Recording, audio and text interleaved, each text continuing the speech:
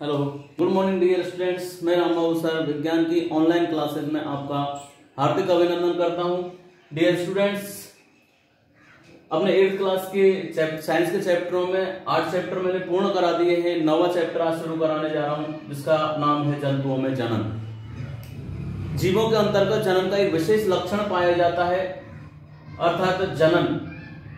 अपने जैसे जनन आवश्यक क्यों होता है, जनन किसे कहते हैं? जीवों द्वारा संतान उत्पन्न करने की जो प्रक्रिया होती है वो जनन कहलाती है। जीवों द्वारा अपने जैसी संतति उत्पन्न करने की प्रक्रिया, संतति उत्पन्न करने की प्रक्रिया जनन कहलाती है।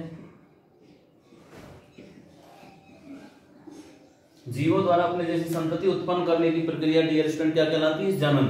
जनन आवश्यक क्यों होता है? तो जनन की जो आवश्यकता होती है वो होती है अपनी जातिगत निरंतरता को बनाए रखना। जनन की आवश्यकता होती है अपनी जातिगत निरंतरता को बनाए रखना, यानी कि कोई भी जीव अपनी जातिगत निरंतरता बनाए रखने के लिए जनन क्रिया करता है। चाहे वो पेड़ पौधे हैं, वो भी सजीवों में आते हैं, जीवों में आते हैं, चाहे वो जीव जंतु हैं। जीव जंतुओं द्वारा विभिन्न प्रकार के जीवों के द्वारा अपने अपने जैसे अलग अलग प्रक्रियाएं होती है संतान उत्पन्न करने की या जीव उत्पन्न करने की। उन संतानों में माना जैसे पेड़ पौधों के अंतर्गत लिया जाए तो नीम के पौधे के नीचे बरसात के दिनों में हम लोग देखते हैं कि छोटे छोटे नीम के पौधे अंकुरित हो जाते हैं। पीपल के पौधे के नीचे पीपल के पौधे अंकुरित हो जाते हैं। क्यों? क्योंकि उनका बीज नीचे गिरता है और गिरने के उपरांत जमीन में उनमें से नमी ग्रहण करने के बाद में वो अंकुरण की प्रक्रिया देखने को मिलती है और उसी प्रकार के पादप पनपते जिस प्रकार के बीज होते हैं। ठीक उसी तरीके से जैसे हम और जीवों में लें, सजीवता के अंतर्गत पेड़ पौधे के अलावा जीव जंतुओं की यदि बात करें तो जैसे बिल्ली के द्वारा बच्चे का जन्म देना, उसके अलावा एल्लियां जो होती है इनके द्वारा प्यूपा या लार्वा का निर्माण करना,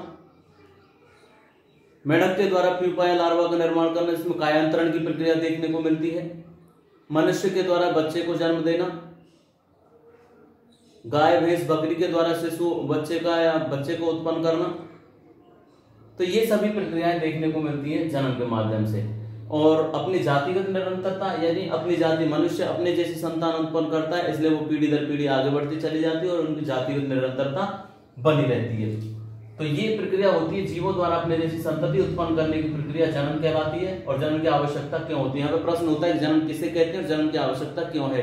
तो अपने जैसे जीव उत्पन्न करने की या संतति उत्पन्न करने की प्रक्रिया जनन कहलाती है। अपनी जातिगत निरंतरता को बनाए रखने के लिए जनन की क्रिया आवश्यक होती है। बात आती है जनन की विधियों की, तो जनन की मुख्य रूप से 2 विधियां होती हैं, एक होती है लैंगिक जनन और दूसरी होती है अलैंगिक जनन।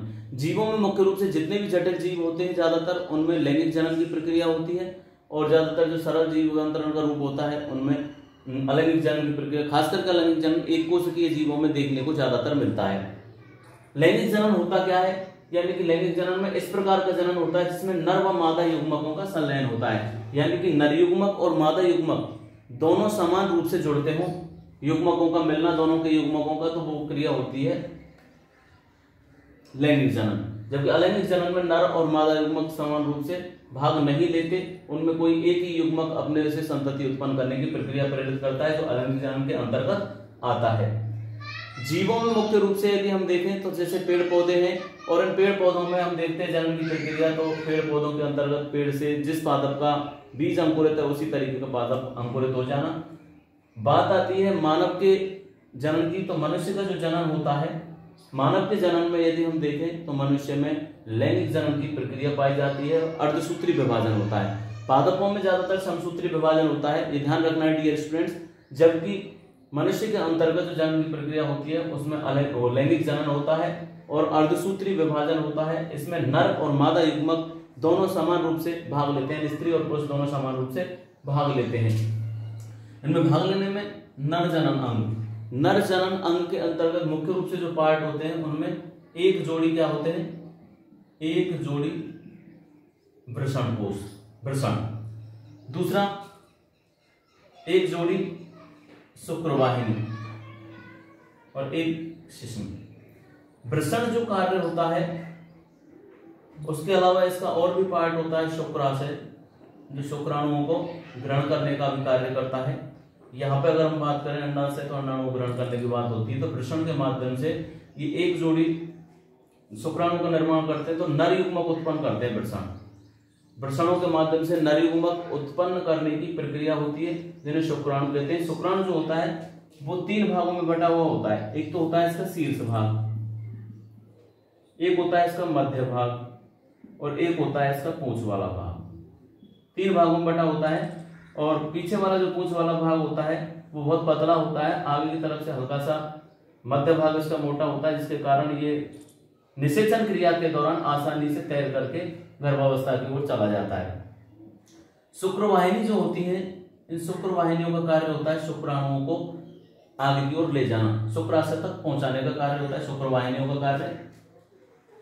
के बाद में ये एक ऐसा अंग होता है, मूत्र उत्सर्जन अंग होता है। मूत्र उत्सर्जन अंग होता है, ये अंग शुक्राशय वाले भाग से जुड़ता है, शुक्राशय वाले भाग से जुड़ता है। निषेचन क्रिया के दौरान ये शुक्राशय भाग से शुक्राणुओं को मूत्र उत्सर्जन का यानी कि शिश्न के अंतर्गत लाने का कार्य करता है शुक्राशय। इसमें शुक्रवाहिनी के माध्यम से जो ये जाते हैं शुक्राणु, ये जाकर के इकट्ठे हो जाते हैं।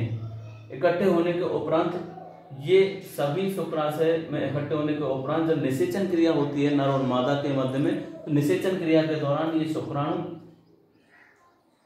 शिश्न के माध्यम से मादा के गर्भाशय में, योनि वाले भाग से मादा के गर्भाशय में रोपित कर दिए जाते हैं। इनके बाद में मादा जनन अंग की बात आती है। मादा जनन अंग जो होते हैं, इसमें भी क्या होता है, अंडाशय एक जोड़ी होते हैं, अंडवाहिनी ये भी एक जोड़ी होती है, गर्भाशय एक पार्ट होता है, योनि वाला भाग ये भी एक पार्ट होता है। इनका सबका अपना अपना अलग अलग कार्य होता है। अंडाशय यानी कि अंडे इसमें स्थापित होते हैं, इसमें अंडे स्थापित होते हैं। अंडवाहिनी इसके माध्यम से अंडों को अंडाशय तक पहुंचाया जाता है। अंडवाहिनी के माध्यम से फैलोपियन नलिका होती है, जिसके माध्यम से इसमें अंडवाहिनी के माध्यम से इनको अंडाशय तक पहुंचाने का कार्य होता है। गर्भाशय वाला जो भाग होता है, इसमें भ्रूण रोपित होता है। भ्रूण रोपित होता है गर्भाशय में, जिसमें भ्रूण अपना जीवन यापन पूरा करने के उपरांत बच्चे के रूप में जन्म लेता है। तो गर्भाशय वाला भाग होता है, इसकी आंतरिक सतह अंदर से ऊपर की ओर से हल्की सी चौड़ी होती है, एक हिस्सा इसका सकरा होता है। इसके बाद में योनि वाला भाग होता है। ये जो भाग है, इस भाग में डियर स्टूडेंट्स, इस भाग में इसका अम्लीय भाग होता है, अम्लीय प्रभाव होता है। इसमें लैक्टोबैसिलस एसिड पाया जाता है। इसके अलावा ये भाग एक मैथुन कक्ष के रूप में कार्य करता है, मैथुन कक्ष के रूप में ये कार्य करता है। उसके अलावा यहाँ से निषेचन क्रिया जब होती है, फर्टिलाइजेशन जब होता है, तो निषेचन क्रिया के दौरान नर युग्मक यानी कि शुक्राणु, नर युग्मक यानी कि शुक्राणु मादा युग्मक यानी अंडाणुओं के साथ में मिलकर के, इन दोनों के साथ में मिलकर के गर्भाशय में रोपित हो जाते हैं। जैसा कि यहाँ पे मैंने बताया कि ये शुक्राणु है, ये शुक्राणु का नामांकन चित्र है। चित्र द्वारा शुक्राणु को बताइए, तो शुक्राणु का अग्रभाग शीर्ष भाग कहलाता है, जो आगे से हल्का सा नुकीला होता है, मध्य भाग मोटा होता है, पूंछ वाला भाग सबसे पतला होता है, जिसके कारण ये आसानी से तरल भाग में सीमेन के अंतर्गत स्रावित होकर बह करके आगे की ओर चला जाता है। अंडाणु, इसका भाग अंडे के समान गोल होता है, इसमें केंद्रक पाया जाता है।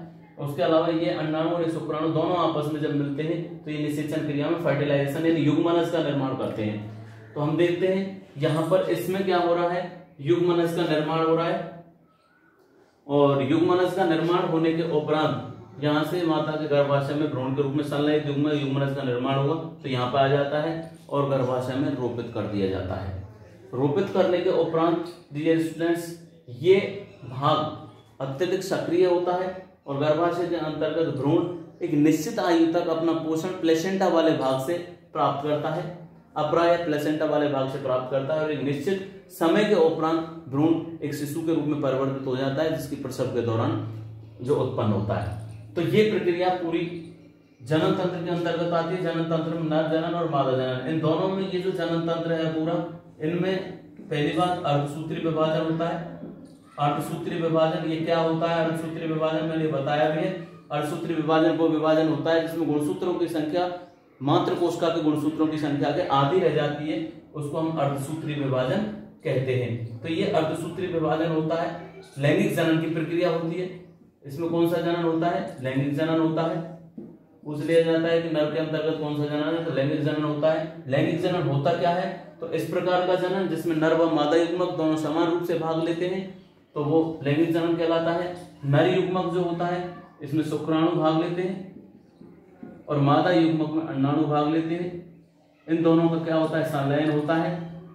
संलयन होने के बाद में माता के गर्भाशय में भ्रूण के रूप में रोपित कर दिए जाते हैं और रोपण करने के बाद में ये माता के गर्भाशय के अंतर्गत एक निश्चित समय के बाद में प्रसव के दौरान एक शिशु का जन्म होता है। तो ये जनन की प्रक्रिया है। जनन की प्रक्रिया में लैंगिक जनन की विधि में पूछ लिया जाता है प्रश्न में कि मनुष्य के अंतर्गत लैंगिक जनन को समझाइए, तो हम लिखेंगे मानव के अंतर्गत जो जनन की प्रक्रिया होती है वो लैंगिक जनन की प्रक्रिया होती है।